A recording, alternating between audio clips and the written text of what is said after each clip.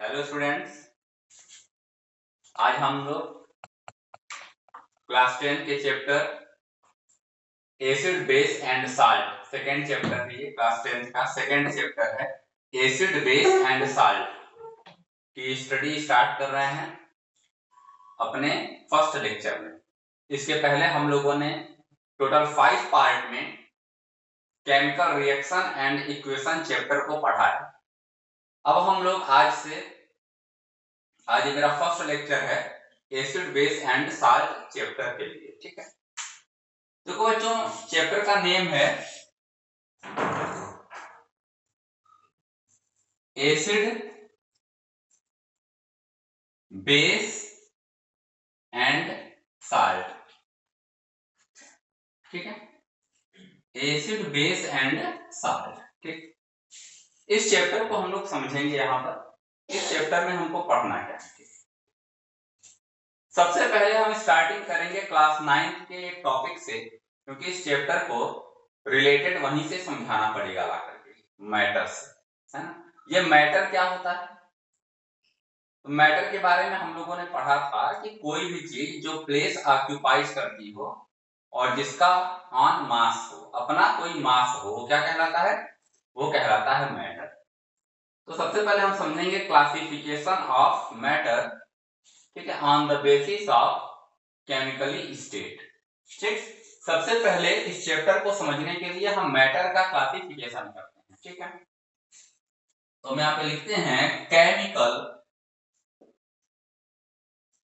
Classification of matter. ठीक है, chemical classification of matter. Matter का हम केमिकल क्लासिफिकेशन करने जा रहे हैं। ठीक, और यहां से हम समझेंगे, ध्यान दीजिएगा इस पॉइंट को, यहीं से हम एसिड बेस और साल्ट की तरफ धीरे धीरे बढ़ेंगे। ठीक है ना। तो मैटर का क्लासिफिकेशन, केमिकल क्लासिफिकेशन कैसे होता है, केमिकली बेसिस पे इसका क्लासिफिकेशन कैसे किया जाएगा, हम लोग यहाँ पर समझेंगे। तो मैं एक यहाँ पे कॉन्सेप्ट मैप बनाने जा रहा हूँ, इसी के बेसिस पे आप लोग समझिएगा और इसको राइट डाउन मेरे साथ साथ करते जाएंगे। ठीक, देखो सबसे पहले होता है बच्चों मैटर, MATTER, मैटर। ठीक, आपको पता होगा कि जो मैटर होता है, ठीक है, वो 2 टाइप्स के होते हैं केमिकली। एक होता है प्योर, दूसरा होता है इम्प्योर। तो मैं यहां पे लिखने जा रहा हूं। ठीक है, पहला क्या होता है? प्योर होता है मैटर, और दूसरा होता है आपका इम्प्योर। ये 2 तरह के मैटर होते हैं, प्योर एंड इम्प्योर। ठीक, अब देखो, ये जो इम्प्योर है ना, यही कहलाता है मिक्सचर। ये सब आप लोग प्रीवियस क्लासेज में पढ़ के आए होंगे। तो मैटर का क्लासिफिकेशन 2 टाइप से किया गया, प्योर, इम्प्योर, और जो इम्प्योर है इसी का दूसरा नाम होता है मिक्सचर। ठीक है, अब ये जो प्योर वाला पार्ट है, इसी को लेकर के हम आगे बढ़ते हैं। ये जो प्योर होता है, तो प्योर मैटर नेचर में 2 तरीके से पाए जाते हैं, या 2 तरीके से हो सकते हैं। ठीक, एक होता है आपका फ्री फॉर्म, एक तो फ्री फॉर्म में पाए जाएंगे, और दूसरा होता है कंबाइंड फॉर्म। ठीक है, एक होता है फ्री फॉर्म एग्जिस्टेंस, ठीक, दूसरे होते हैं कंबाइंड फॉर्म एग्जिस्टेंस। ठीक, तो प्योर मैटर जो होते हैं उनको 2 पार्ट में डिवाइड किया गया है। कुछ मैटर होते हैं जो फ्री फॉर्म में नेचर में पाए जाते हैं, कुछ होते हैं जो कंबाइंड फॉर्म में नेचर में पाए जाते हैं। ठीक, अब ये जो फ्री फॉर्म वाले होते हैं, इन्हीं को कहा गया है एलिमेंट। यही क्या होते हैं? एलिमेंट्स। ठीक है, अब एलिमेंट्स का मतलब क्या हो गया? आपको पता होगा कि एलिमेंट जो होते हैं पीरियोडिक टेबल में, वो 4 टाइप से डिवाइड किए गए हैं, मेटल, नॉन मेटल, मेटलॉइड्स और नोबल गैस।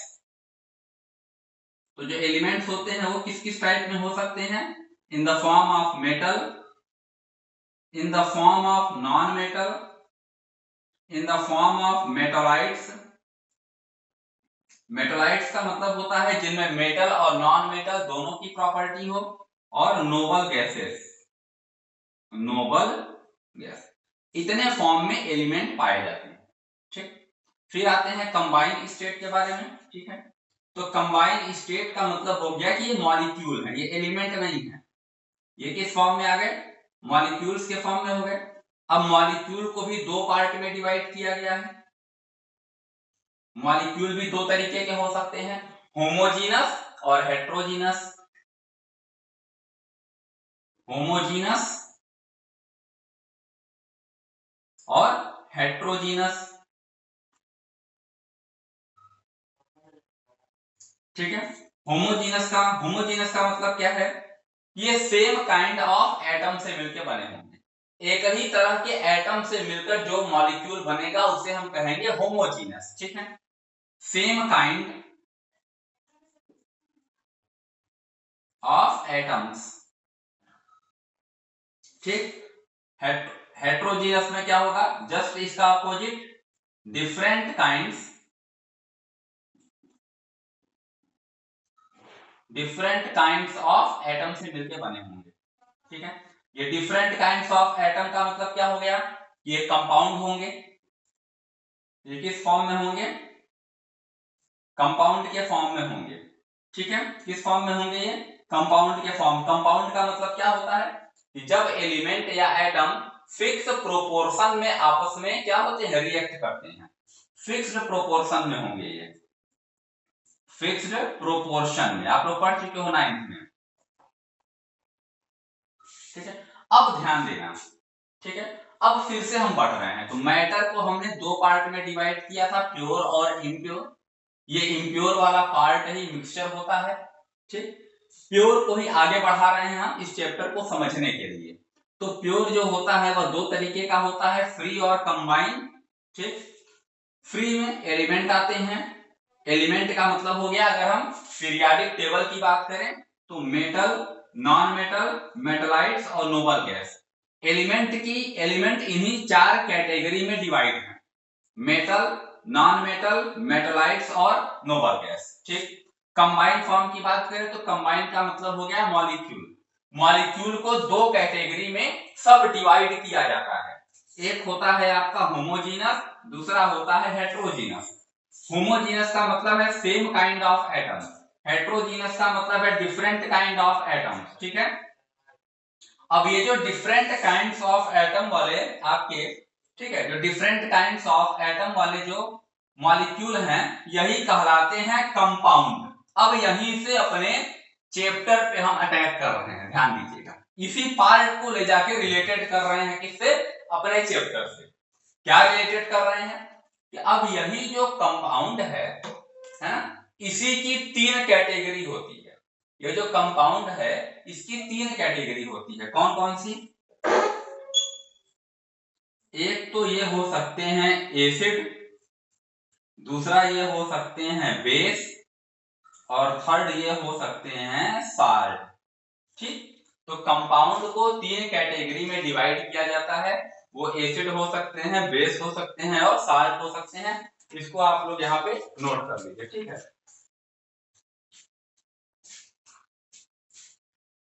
तो समझ में आ गया? वो एसिड हो सकते हैं, वो बेस हो सकते हैं और वो साल्ट हो सकते हैं। ये तीन कैटेगरी किसकी होती है बच्चों? कंपाउंड की होती है। ठीक है, आगे बढ़ते हैं हम लोग। अब हम लोग यहाँ समझते हैं कि आखिर ये एसिड क्या है। ठीक है, ये एसिड होता क्या है? ठीक,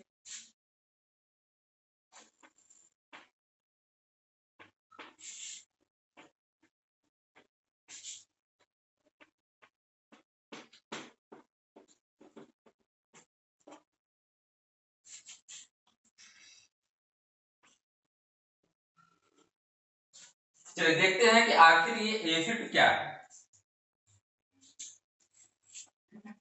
देखो, एसिड और बेस को समझाने का तीन कॉन्सेप्ट आया था। ठीक है, और हम एक एक करके एक एक कॉन्सेप्ट को पढ़ेंगे। तीन कॉन्सेप्ट आए हैं और तीनों कॉन्सेप्ट की यहाँ पर हम लोग स्टडी करेंगे कि आखिर वो कॉन्सेप्ट क्या कहते हैं। ठीक, चलिए। तो सबसे पहला कॉन्सेप्ट जो एसिड और बेस को एक साथ हम लोग समझेंगे, उसके बाद हम लोग समझेंगे साल्ट क्या होता है। ठीक है, तो एसिड और बेस को समझने का जो कॉन्सेप्ट फर्स्ट है, कॉन्सेप्ट नंबर फर्स्ट, ठीक है, वो है आपका आर्हेनियस कॉन्सेप्ट। क्या है? Arrhenius concept.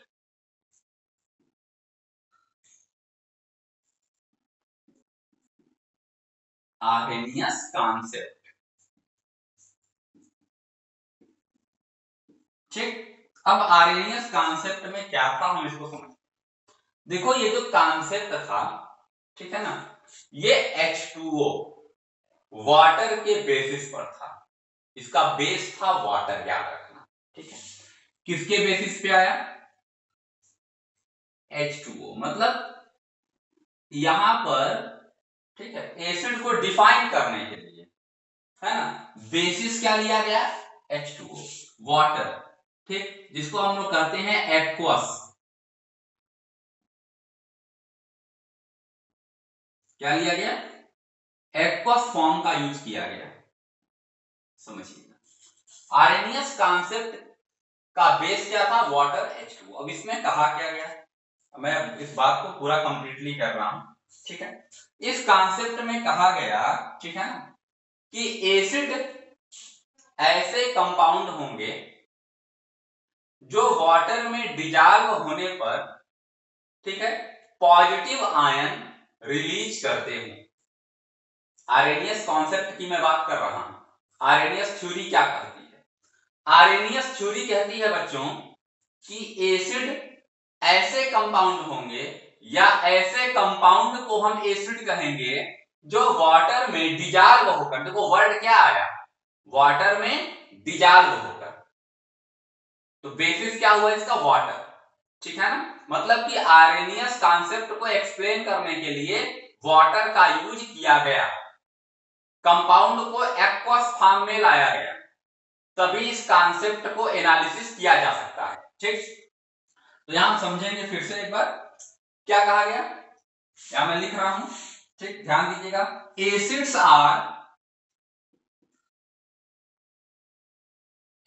Are those hydrogen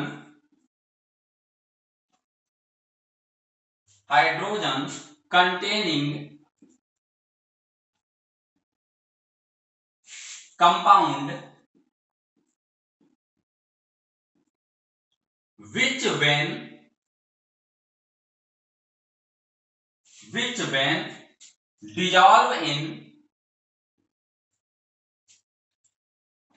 dissolve in water gives hydronium ion. ठीक, फिर से अब इसको हम एक बार देखिएगा, क्या लिखा मैंने? Acids are those hydrogen containing compound.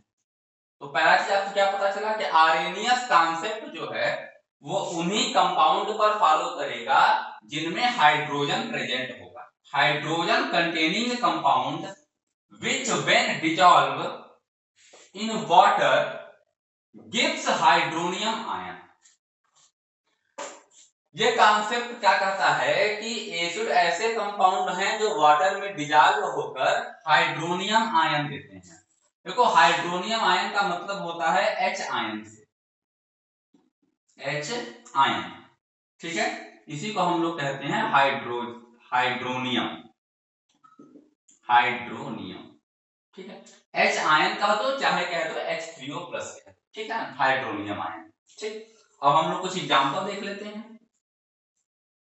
Example में जैसे HCl ले लें। ठीक, अब देखो, क्योंकि ये क्या कहता है, वाटर में डिजॉल्व करो। देखो यहाँ पे लिख रहा है ना, डिजॉल्व इन वाटर। तो HCl लिए, इसको वाटर में क्या किए? डिजॉल्व किए। तो ये तुरंत क्या देगा? H3O+ हाइड्रोनियम आयन दे दिया। देखो दो H यहां से, एक H यहां से लिया, H3O, तो बचा क्या? Cl minus. देखो यहां दिख रहा है। सेकेंड एग्जांपल ले लें हम H2SO4 सल्फ्यूरिक एसिड ले लें। अब देखो यहाँ पे 2 H है तो यहां भी क्या ले लें हम 2H2O, 2 है ना, क्योंकि 2 H को बाहर निकालना है तो वाटर का जो मोल होगा, मॉलिक्यूल होगा, वो भी 2 करना पड़ेगा, क्योंकि एक वाटर मॉलिक्यूल एक ही H को खींच पाता है। तो जब 2 रहेगा तभी यहां से 2 निकलेगा। ठीक है, तो यहाँ पे क्या आएगा 2H3O plus and plus SO4 double minus. ठीक, आगे बढ़ते हैं। एक और ले लें नाइट्रिक एसिड HNO3। दिमाग में ये भी बनाए रखिएगा, यह है हाइड्रोक्लोरिक एसिड, यह है sulphuric acid. HNO3 nitric acid ले लें, यहां भी प्लस H2O कर दिए तो ये क्या फॉर्म करेगा, सेम हाइड्रोनियम आयन देगा और NO3 माइनस देगा, नाइट्रेट आयन दे देगा। ठीक, उसी तरह HCOOH, इसको बोलते हैं फॉर्मिक एसिड। क्या नाम है इसका बच्चों, फॉर्मिक एसिड HCOOH, इसका नाम है फॉर्मिक। थोड़ा आप लोगों के लिए अभी ये नया होगा, हो सकता है इन तीनों से पहले मुलाकात जान पहचान हो आपकी, लेकिन ये जो HCOOH है ये नया होगा, मुझे ऐसा लगता है। तो ये फॉर्मिक एसिड है, याद रखना क्या है, फॉर्मिक एसिड। ठीक है, देखो इसके बारे में मैं एक चीज और बता दूं कि इसको फॉर्मिक एसिड क्यों कहते हैं। आप लोग देखा करो कभी जब चींटियां काटती हैं तो बड़ा से जलन होता है ना, और वहां पे लाल चकत्ता टाइप से पड़ जाता है, लाल हो जाता है। तो घर में लोग पहले क्या करते हैं, अभी भी लोग करते हैं कि वो चूना लेके इस पर रगड़ते हैं, है ना। तो एक्चुअली ये फॉर्मिक नाम क्यों पड़ा, है ना। एक चींटी की फैमिली का नाम होता है फॉर्मिका। फॉर्मिका है ना, is a family of ant. ठीक है, एक चींटी के फैमिली का परिवार, चींटियों के समूह का एक नाम है फॉर्मिका।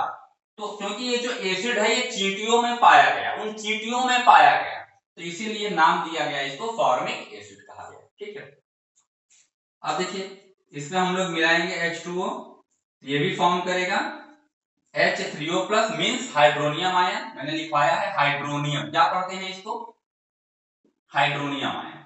ठीक है, and plus HCOO negative ion. तो ये कॉन्सेप्ट आप लोगों को समझ में आ रहा होगा। ठीक है, अब जरा इसको देख लीजिए अच्छे से। HCl को मैंने किया तो हाइड्रोनियम आयन, जो ये इन्होंने जिस कॉन्सेप्ट के बारे में कहा था उसका ये डिफाइन हो गया फॉर्म। ठीक है, इसको आप लोग नोट कर लीजिए। अब हम आगे बढ़ते हैं। ठीक,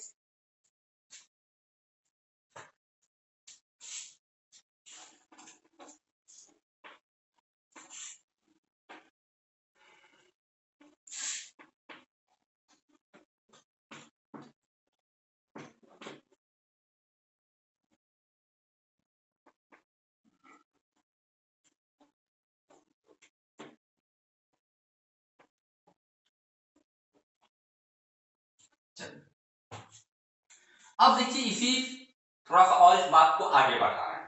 तो आरेनियस ने कहा कि H2O वाटर का होना मस्ट है, लेकिन आपको एक चीज ये भी पता होगा कि जैसे हम अगर HCl की बात करें, किसकी बात करें बच्चों, हाइड्रोक्लोरिक एसिड, तो HCl का जो एक्चुअल स्टेट है रूम टेम्परेचर पे, है ना, वो गैसियस फॉर्म में है, वो गैस है। ठीक है, हाइड्रोजन फ्लोराइड क्या है, गैस है। ठीक, और जब ये गैस है, ध्यान देना, जब ये गैस है, ठीक, तो इसमें तो H आयन रिलीज होगा नहीं। इसका मतलब कि अगर इसके गैसियस बिहेवियर में देखा जाए, ठीक है, तो यहां पे क्या होगा, do not show acidic behaviour, do not show acidic behaviour. ठीक, मतलब कि अगर HCl गैस फॉर्म में है, ठीक है ना, तो एसिडिक बिहेवियर शो नहीं करेगा। क्यों नहीं शो करेगा, क्योंकि अभी आर्नियस ने खुद कहा कि जब H2O उस पर अटैक करता है, जब वो H2O के प्रॉपर कांटेक्ट में आता है, तो H ion means hydronium ion को रिलीज कर रहा था, और जो कंपाउंड हाइड्रोजन आयन को हाइड्रोनियम आयन को रिलीज करेंगे, सिर्फ और सिर्फ वही क्या करते हैं, सिर्फ और सिर्फ वही एसिड हो सकते हैं, वही एसिडिक कैरेक्टर देंगे। तो क्योंकि ये गैसियस फॉर्म में है, एक्वस फॉर्म में तो है नहीं, और जब ये एक्वस फॉर्म में नहीं है, गैसियस फॉर्म में है, तो H आयन रिलीज नहीं करेगा, इसलिए गैसियस फॉर्म में कोई भी कंपाउंड एसिडिक बिहेवियर नहीं दे सकता है। क्लियर? आगे बढ़ा जाए तो इसको भी आप नोट कर लीजिएगा कि वही कंपाउंड एसिडिक बिहेवियर देंगे जो H आयन देते हो। H आयन किसके प्रेजेंस में वो देंगे? वाटर के प्रेजेंस में देंगे। कोई दिक्कत यहां तक नहीं होनी चाहिए, ठीक है? तो ये एसिड का कॉन्सेप्ट हो गया। आगे बढ़ते हैं, अब उसी थ्योरी पर हम आते हैं और बेस को एक्सप्लेन करते हैं कि ये बेस क्या है ना? अब देखते हैं कि बेस को कैसे डिफाइन किया गया है, बिकॉज तो सारी चीजें वही रहेंगी, है ना?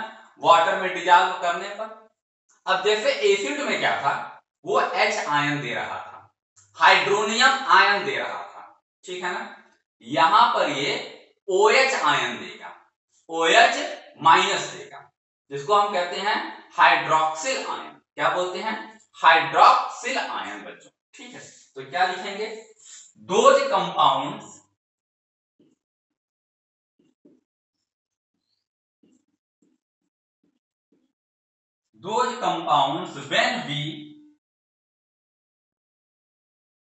when we dissolve in water,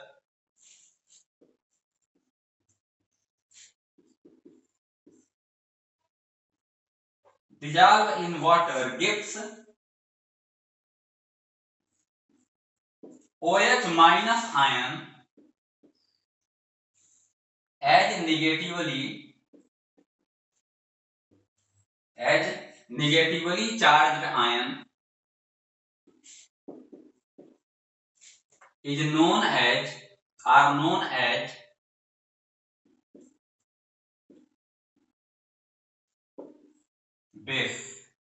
bases, ठीक?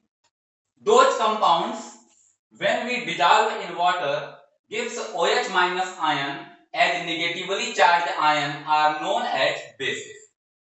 क्या कहा आर्रेनियस ने? ये ऐसे कंपाउंड होंगे जो वाटर में डिजॉल्व होते ही, वाटर के कांटेक्ट में आते ही OH माइनस को रिलीज करते हैं, नेगेटिवली चार्ज आयन देते हैं, हाइड्रोक्सिल आयन देते हो, नाम याद रखना, हाइड्रोक्सिल आयन देते हैं, वो क्या कहलाएंगे बच्चों? वो बेस कहलाएंगे, ठीक है? अब कुछ एग्जांपल हम लोग देखते हैं, जैसे अब मान लो हम लोगों ने क्या ले लिया, NaOH। अब देखो एक चीज और है ना, अब यहाँ पे चाहे ऐसे लिख दो प्लस H2O, और चाहे इसको इस तरह लिख दो, देखना ध्यान देना, कुछ नया सीखो, है ना? NaOH और यहाँ लिख दो एक्वस, दोनों का मतलब तो वही हुआ ना, NaOH प्लस H2O करो, और चाहे यहाँ पे सिग्निफिकेंस दे दो, चाहे यहाँ पे सिंबल दे दो AQ का मतलब एक्वस, दोनों का सेंस एक है, ठीक है? अब देखो ये क्या रिलीज करेगा, Na प्लस और OH माइनस, देखो दिया कि नहीं? फिर आ जाओ KOH, यहां भी ले लें एक्वस, क्या देगा? K प्लस OH माइनस, बोलो दिया कि नहीं? देखो कंटिन्यू देखते जाओ, ठीक? अब कुछ मेटल ऑक्साइड की भी अगर बात कर दें, जैसे Na2O सोडियम ऑक्साइड, है ना? आप लोग 9th क्लास में फार्मूला बनाना सीख चुके हो, याद रखना, सोडियम ऑक्साइड Na2O, ठीक है? अब यहाँ पे चलो प्लस H2O कर दे रहे हैं समझाने के लिए, तो क्या फॉर्म करेगा? देखो Na प्लस कर देगा और OH माइनस कर देगा, Na प्लस और OH माइनस, देखो दिया कि नहीं, है ना? इसी तरीके से कुछ एग्जांपल्स और हम देख सकते हैं, जैसे मान लो ये K2O है, ठीक है? यहां भी हम लोग कर दें क्या, प्लस H2O, तो देखो क्या देगा बच्चों, K प्लस और OH माइनस, देखो ठीक? एक और एग्जांपल ले ले रहे हैं, NH4OH ले लें, एक्वस फॉर्म में कर दें, क्या देगा? अमोनियम आयन, ठीक? NH4 प्लस और यहां भी क्या देगा? OH minus. तो ये सब क्या है, आपके सारे एग्जांपल आपके सामने है, ये सब बेसिस, ठीक? इसको राइट डाउन कर लीजिए, फिर हम लोग आगे बढ़ते हैं।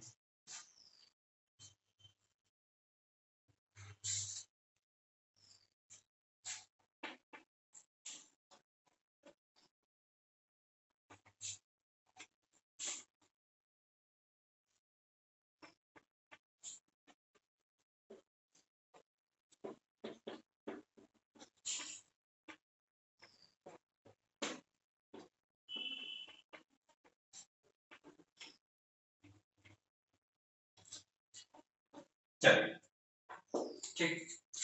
अब इसी से एक रिलेटेड वर्ड आता है अल्कली। अल्कली,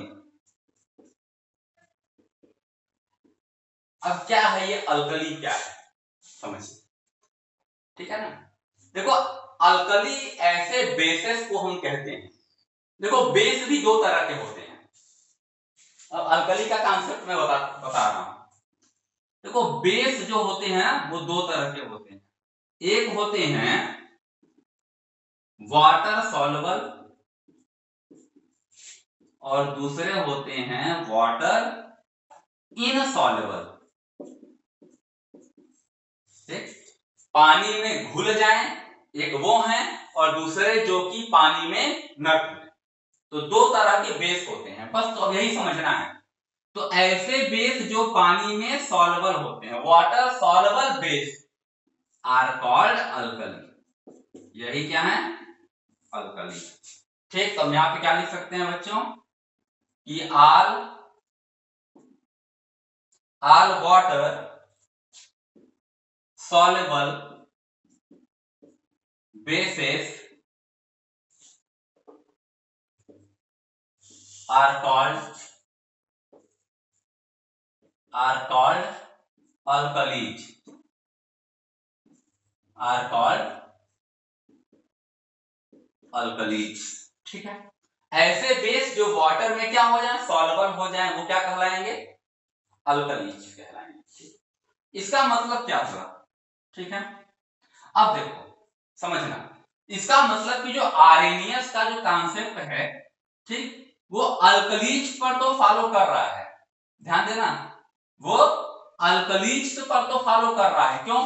क्योंकि आर्हेनियस ने सिर्फ उन्हीं बेसेस के बारे में बात की जो वाटर में सॉल्युबल थे।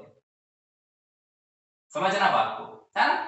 और जो वाटर में इनसॉल्युबल बेसिस हैं, उन पर आर्हेनियस का कॉन्सेप्ट फॉलो नहीं करेगा, मतलब उनको हम डिटरमाइन नहीं कर सकते हैं। ठीक,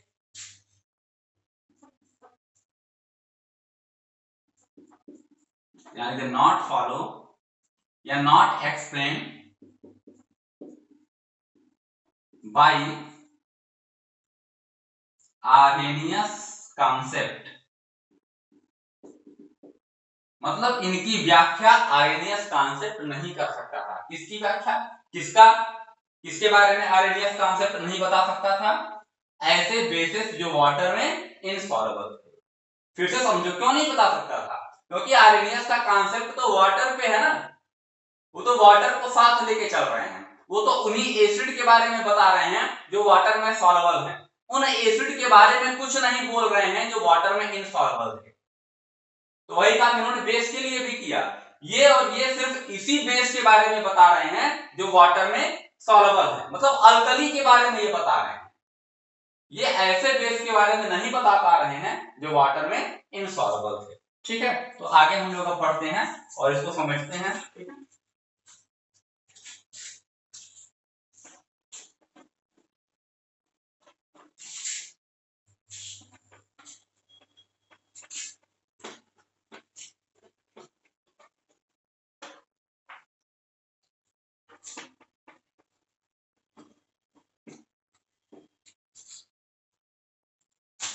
ठीक है।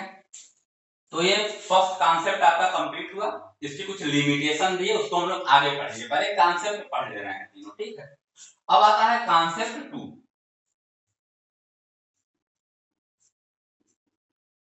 कॉन्सेप्ट 2, कॉन्सेप्ट 2 क्या है, तो कॉन्सेप्ट 2 के बारे में हम लोग समझेंगे, जिसको हम लोगों ने कहा ब्रॉन्स्टेड एंड लॉरी कॉन्सेप्ट।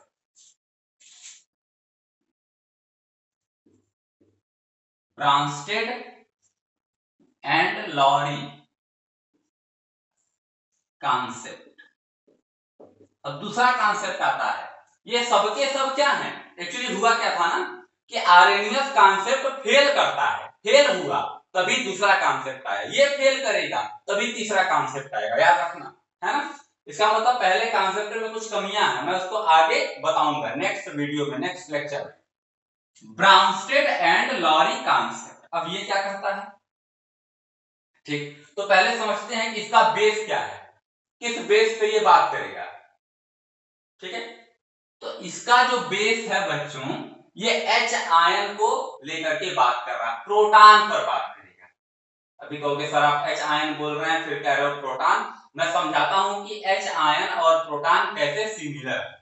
तो ये क्या था, in the term of proton, किसकी बात ये करेंगे, in the term of proton, या ब्रैकेट में H प्लस H आयन। ठीक, अब देखते हैं कि इस कॉन्सेप्ट में क्या कहा गया। सेम वही चीज कही गई। अब इन्होंने यहाँ पे क्या कहा, ठीक है, उसके पहले हम आप लोगों को बता देते हैं कि ये प्रोटॉन कैसे H आयन के इक्वल हो गया। देखिएगा, ठीक, ध्यान दीजिएगा, हम ये समझाने जा रहे हैं कि प्रोटॉन और H आयन कैसे एक ही चीज है। क्यों हम प्रोटॉन के सिंबल में H आयन का यूज करते हैं, H प्लस क्यों लिखते हैं प्रोटॉन को। ठीक है, देखो आप लोग पढ़े होंगे छोटे ही क्लास में कि हाइड्रोजन का सिंबल होता है H बच्चों, और इसका 1 and 1 मतलब एटॉमिक मास या एटॉमिक वेट और एटॉमिक नंबर दोनों 1 होता है। इसका मतलब यहाँ नंबर ऑफ इलेक्ट्रॉन कितने हैं, तो 1 है। अब ये सब आप लोगों को पता होना चाहिए। और नंबर ऑफ प्रोटॉन कितने हैं, तो 1 है। और नंबर ऑफ न्यूट्रॉन कितने हैं, तो आपको पता होगा 1 माइनस 1 इक्वल टू 0। क्लियर, ठीक, फिर आगे बढ़ते हैं। ठीक है, अब हम अगर बात करें इसका एटॉमिक मास क्या है, तो 1 है, आपको पता है। देखो कैसे, अब इसका एटॉमिक मास क्या होता है, तो प्रोटॉन प्लस न्यूट्रॉन, ऐसे भी समझ लो। तो प्रोटॉन इसमें कितना है, 1 है। न्यूट्रॉन अभी अभी आपने निकाला 0 है, तो इसका एटॉमिक मास क्या आ गया, 1 आ गया। ठीक, अब और अच्छे से समझो। अब अगर हम बात करें H प्लस की, अब उसकी तरफ हमारा इशारा है। अब H प्लस का मतलब क्या है कि इसने 1 इलेक्ट्रॉन को लूज कर दिया। इसने 1 इलेक्ट्रॉन को क्या किया, लूज किया। अब देखिए कैसे, जब ये 1 इलेक्ट्रॉन क्या किया, लूज किया, तो इसमें इलेक्ट्रॉन कितने हो गए, 0।